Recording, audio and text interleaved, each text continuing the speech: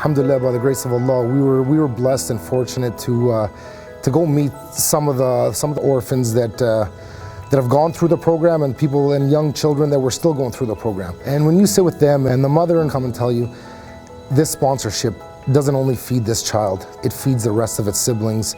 They also go to school behind it. SubhanAllah, it's the reward when you look at it and you see it firsthand, you say, wow, a family of 5 or 6 or 7 off of one donation, they are feeding their whole family off it.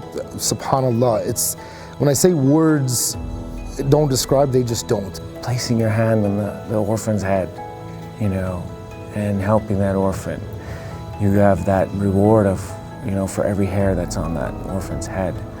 I think that was a big motivation, just to take care of them. And the one who takes care of the orphans is close to Rasul.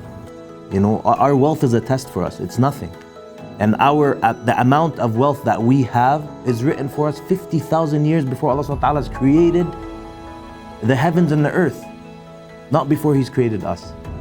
So in the end of the day, don't ever worry about your wealth decreasing. You should always be giving to these brothers and sisters because they really need it, and Allah's testing us. He's testing us through them.